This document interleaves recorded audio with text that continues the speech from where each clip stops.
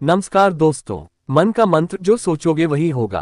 क्या आपने कभी गौर किया है कि कभी कभी तो हम बैठे बैठे ही थक जाते हैं और कभी कभी हम बहुत ज्यादा काम कर लेते हैं और हमें थका हुआ महसूस नहीं होता है। आप पूरे दिन घर पर बैठे रह सकते हैं, लेकिन पूरे दिन बैठे रहने के बाद जो पैदा हुआ वह हमारे शरीर को बेकार कर देता है, हमें थका देता है, लेकिन वहीं हम कोई खेल नहीं पाते हैं।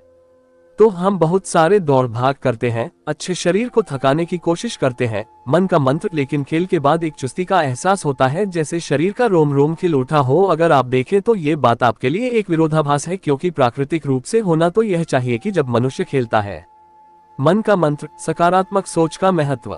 तो उसका शरीर थका हुआ होता है, इसलिए उसे थका हुआ महसूस होना चाहिए, और जब व्यक्ति थका हुआ होता है मन का मंत्र, तो उसका शरीर थका हुआ नहीं होता है, तो वह आराम कर रहा होता है, फिर उसे थकान क्यों महसूस होती है। सकारात्मक सोच का महत्व खाली सीट में। अगर आप इसका उत्तर जानना चाहते हैं तो इसका उत्तर हमारे मन की जानकारी है। जहां तक शरीर की बात है, शरीर को थकने से मन नहीं थकता, और अगर आपका मन थक जाता है तो आपके शरीर को साथ नहीं देता। ऐसा होता है, खाली मैं बैठ जाता हूँ और मन की इस बात को हम तनाव कहते हैं। आज की जो कहानी मैं आपको सुनाने वाला हूँ वह आपको तनाव के बारे में बताता है। इसके बारे में सारी जानकारी मिल जाएगी, और अगर आप तनाव को समझे तो समझे तो आपके जीवन से दुखों का मिटना निश्चित है, क्योंकि दुखों का कारण तनाव ही पैदा होता है। तो इस कहानी से हम तनाव को समझते हैं। इससे पहले कि आप इस कहानी में खो जाएं, कृपया वीडियो को लाइक करें और चैनल को सब्सक्राइब करें। बेल आइकन की घंटी सभी को जरूर सेलेक्ट कर ले। दोस्तों, यह आपसे अनुरोध है। मन का मंत्र कैसे काम करता है? यह उस समय की बात है जब गौतम बुद्ध एक गांव में अपने समय की शुरुआत कर रहे थे। उस समय तक बुद्ध की चर्चाएं दूर दूर तक फैली हुई थी। लोग गौतम के बारे में चिंता और दुखों के बारे में चिंता करते थे। बुद्ध के पास समाधान पुनः प्राप्त करने के लिए आए थे। मन का मंत्र। ऐसे ही एक दिन जब गौतम बुद्ध आश्रम में अपने शिष्यों को उपदेश दे रहे थे, तो एक अनुयायी उम्र का आदमी अपने 22-13 साल के लड़के को साथ लेकर गौतम बुद्ध की तरफ चला आया था। गौतम बुद्ध ने एक नजर डाली थी। जब उपदेश समाप्त हो गया तो उस पर उपदेश देने की बात कही गई। तो गौतम बुद्ध ने उस आदमी को अपने पास बुलाया और अपने पास बैठाया। जंगल में हरियाली छाई हुई थी और बहुत ही सुहाना मौसम था। जंगल में तरह तरह के पक्षियों की आवाज वहां पर गूंज रही थी। मन का मंत्र। इसके बाद गौतम बुद्ध ने उस आदमी से आने का कारण पूछा। इस पर वह आदमी कहता है कि मैं 2 दिन की यात्रा करके अपने बेटे को मिलवाने लाया हूँ। यह मेरा इकलौता बेटा है। मन का मंत्र, सकारात्मक दवा। ये हमेशा थका थका रहता है, ऐसा लगता है कि इसके शरीर में कोई जान ही नहीं है। अगर हम इसे कुछ कहते हैं तो ये छोटी छोटी बातें पर गुस्सा करता है, और इसकी देखने की क्षमता भी उम्र से पहले ही समझ में आ जाती है, और इसके बाल भी रेस तरह लगे हैं। मुझे तो कुछ भी समझ में नहीं आ रहा है कि इतनी कम उम्र में, इतनी ज्यादा उम्र में सबका भला क्या हो रहा है। ये बुद्ध, मैं अपने बेटे को लेकर बहुत चिंतित हूँ। जब मैं अपने बेटे को डॉक्टर के पास लेकर आया तो उन्होंने कुछ दवा देने वाले ने कहा अपने बेटे को तनाव कम देने से उसके दिमाग में बहुत तनाव आ जाता है और इसी वजह से उसकी ऐसी हालत हो जाती है। लेकिन उनकी रिपोर्ट पर भी मुझे तनाव का मतलब समझ नहीं आया। मुझे नहीं पता कि तनाव क्या होता है और उसे कैसे उसके दिमाग से बाहर जाना चाहिए। तो मुझे बताएं कि तनाव क्या होता है, और इसी तरह बुद्ध मैं पास होता हूँ आया हूँ, कृपया करके। मन का मंत्र, नियमित ध्यान और आध्यात्मिकता। मेरी समस्या का समाधान कर दें। इससे दुखी होकर गौतम बुद्ध उस लड़के को बड़ी गौर से देखते हैं, उसकी आंखों में देखते हैं, उसके चेहरे पर नजर रखते हैं और फिर उसके हाथ की नोक भी देखते हैं। ये सारी विधियां करने के बाद गौतम बुद्ध उस आदमी से कहते हैं, मन का मंत्र की तनाव लेना तो कोई नहीं चाहता, लेकिन फिर भी तनाव लोगों को पागल की तरह पकड़ लेता है और इंसान को ये पता ही नहीं चलता कि वह किस तनाव में है। लेकिन अगर इंसान को तनाव समझ में आ जाए तो उसे तनाव के बारे में कुछ ऐसा पता चल जाता है कि उसे पता चल जाता है कि वह कितने तनाव में है, तो उसकी समस्या का समाधान हो जाता है। यहाँ तक कि तनाव के मुख्य 8 कारण भी हो सकते हैं।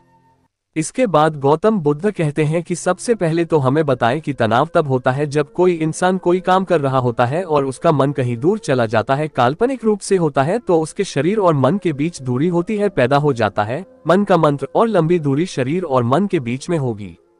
हम निद्रा की अवस्था में होंगे और इसी तरह की दूरी को इसी तरह का तनाव कहा जाता है। कोई भी आदमी आराम के बाद फुर्ती महसूस क्यों करता है, हालांकि उसका शरीर थका हुआ है, लेकिन समझ की बात है तो ये होता है कि बेचैन मन और शरीर पूरा उस खेल पर केंद्रित होता है, जिससे शरीर और मन में दूरियां पैदा नहीं होती और इसी तरह कोई तनाव पैदा नहीं होता। मन का मंत्र, मानसिक शक्ति का महत्व। मन का मंत्र, लेकिन हमारा तनाव दूर हो जाता है और जब हम कोई काम करते हैं तो हमारा मन कहीं दूर होता है, काल्पनिक में भटकाव होता है। इससे शरीर और मन में एक दूरी पैदा हो गई और तनाव ने जन्म ले लिया। ऐसे इंसान को एक बार में एक ही काम करना चाहिए और इस पर अपना तन और मन केंद्रित रखना चाहिए, जिससे आपके अंदर कोई तनाव पैदा ही न हो। तनाव के कुछ मुख्य कारण भी होते हैं। इसके बाद गौतम बुद्ध ने कहा है कि अगर हम इन सिद्धांतों को अपनाए जान लें तो हमारे अंदर का तनाव कभी भी पैदा नहीं होता है। मुख्य रूप से जो कारण की बात होती है, जिसमें सबसे पहला कारण होता है मन का मंत्र, महत्वाकांक्षा, स्थिरता अच्छी होती है। लेकिन कभी आपने इस बात पर गौर किया है कि इंसान का लक्ष्य कभी पूरा नहीं होता, क्योंकि इंसान का मन कोई एक लक्ष्य होता ही नहीं।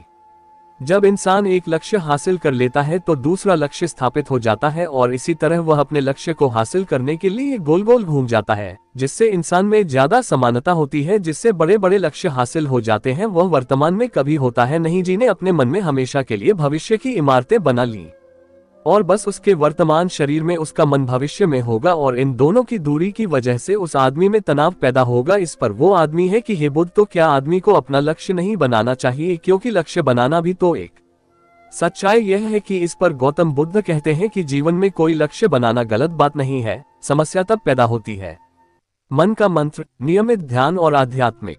जब हम सारा ध्यान उस लक्ष्य पर ही लगा देते हैं जो मनुष्य को वर्तमान में जीना है, तो क्या आप अपने विशिष्ट सतत परिश्रम को भी लक्ष्य बना सकते हैं। लेकिन इसके साथ साथ आपके मस्तिष्क में यह आवश्यक भी होना चाहिए कि आप अभी वर्तमान में जी रहे हैं। गौतम बुद्ध ने तनाव का दूसरा कारण बताया कि जब मनुष्य किसी के शरीर से या किसी से जलता हुआ प्रतीत होता है तो उसके मन में भी जलन उत्पन्न होने लगती है। गंभीर घाव का मतलब है मन का घाव। शरीर का घाव तो भर जाता है लेकिन मन का घाव कभी नहीं भरता, इसलिए इंसान को दूसरे के घावों से कभी नहीं जलना चाहिए। तनाव का तीसरा कारण किसी और से होता है। गौतम बुद्ध ने बताया कि एक बाप के होने के नाते वह अपने बेटे से बहुत ही खास तरह की अपेक्षा रखता है कि मेरा बेटा एक ही तरह का इंसान बन गया है, वह जिस तरह का जीवन चाहता है। और जब भी आदमी किसी से महसूस करता है तो कहीं न कहीं वह खुद से बात करता है। तनाव पैदा हो रहा है। मन का मंत्र, आत्मसमर्पण। जरा सोचिए कि अगर बेटे ने अपने पिता के खाते से कोई गड़बड़ी नहीं की तो वह अपने पिता के मन को तनाव नहीं देना चाहता। इसलिए किसी भी तरह से कोई भी शर्त नहीं रखनी चाहिए, न ही दूसरे से और न ही खुद से। बाद का तनाव अगला मुख्य कारण बताया गया।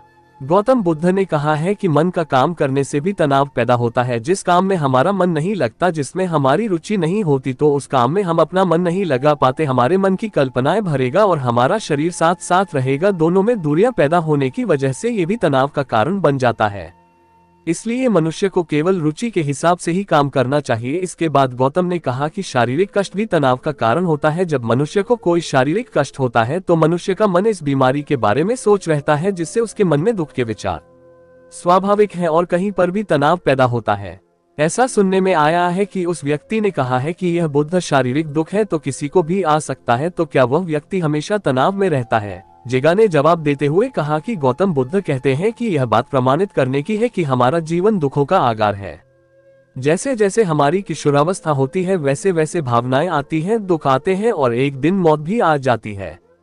तो किसी के जीवन का सिद्धांत भाग है, किसी को वह समय से पहले आता है तो बाद में आता है। और जब इंसान का मन इसके बारे में समझे तो अपनी बीमारी के बारे में ज्यादा तनाव न रखे, क्योंकि वह जीवन का एक सिद्धांत है और इसके लिए मनुष्य को शारीरिक रूप से भी अभ्यास करना चाहिए ताकि उनका शरीर लंबे समय तक स्वस्थ रहे। और यह भी जान लो, तनाव का एक मुख्य कारण होता है उनकी सलाह को ध्यान में रखते हुए कुछ इंसानों के मन में कोई प्रारंभिक शुरुआत नहीं करता है और वह उस पर बिना सोचे समझे का करना चाहता है, कर देता है। और जब उस काम में उन्हें साहित्यिक पुस्तकें नहीं मिलती तो वह तनाव से भर जाती है, क्योंकि वह काम शुरू करने से पहले उसके बारे में कोई जानकारी नहीं ली। मैन को कोई भी योजना नहीं तोड़ती है उसके गलत नतीजों के बारे में। सबसे पहले हमें ये कहना चाहिए कि अगर यह योजना जारी नहीं हुई है तो फिर मैं क्या कहूँगा, और आपकी सहमति को इंगित करने के लिए पूरा समय देना चाहिए ताकि भविष्य में उस काम के प्रति कोई पैदा न हो। और सबसे आखिरी कारण जो तनाव होता है वह होता है मन का मंत्र, अधिकतम स्थिरता भी एक बीमारी है और इसे दूर करने के लिए व्यक्ति को ध्यान देना चाहिए। ये सुनकर उस व्यक्ति ने घुटने टेक दिए। गौतम बुद्ध से पूछा कि हे बुद्ध, मेरा बेटा है तो अभी 23 साल का है और इसमें इतनी समझ भी नहीं है कि वह इतनी सारी बातें एक साथ कर सके। कृपया तनाव मुक्त करने का कोई आसान सा मंत्र बताए दे जिससे मेरा बेटा उस मंत्र का अनुसरण भी कर सके और तनाव मुक्त भी रह सके। ये सुनने के बाद गौतम बुद्ध एक छोटी सी विधि के बारे में कुछ चौंकाने वाली बात यह है कि यदि आप उस बात का पालन नहीं कर सकते हैं तो एक बार में एक काम करने पर ही मन लगाओ। निष्कर्ष, जो भी काम तुम कर रहे हो बस एक काम एक बार करो और उस काम पर पूरा ध्यान लगाओ। अगर व्यक्ति ध्यान इधर उधर भटकाता है तो वापस से अपना ध्यान उस काम पर लगा दो। ये सबसे आसान और सबसे अच्छा तरीका है। नि शुल्क रहने का। यदि तुम खाना खा रहे हो तो खाना पर ही ध्यान केंद्रित कर दो, यदि तुम चल रहे हो तो गति पर ही ध्यान केंद्रित कर दो। इससे तो मित्र मन और तनावग्रस्त शरीर दोनों एक जगह पर समान और दोनों के बीच की दूरी नहीं पैदा होगा, जो कि तनाव का मुख्य कारण होता है। दोस्तों, आज की युवा पीढ़ी एक बार में 2-2, 3-3 काम एक साथ करती है। जैसे कि कोई आदमी खाना खाता है, वॉक टेलीविजन पर भी देखता है, फोन पर बात भी करता है और फिर बाद में कहता है कि मैं तनाव में जी रहा हूँ। जब 3 काम एक साथ चाहिए तो तनाव पैदा हो तो लाजमी है, क्योंकि मन तो पूरा ध्यान लगाओ एक बार में एक ही काम कर सकता है। पूरी तरह से ध्यान 2 चीजों पर कभी नहीं लग सकता। जहां तक संभव हो सके प्रयास अगर आपका अपना ध्यान एक ही काम पर है। तो दोस्तों, कैसी लगी ये कहानी आपको कमेंट करके जरूर बताएं। दोस्तों, आज की वीडियो कुछ आपको पसंद आए हो तो वीडियो को लाइक कर देना, चैनल को सब्सक्राइब कर देना।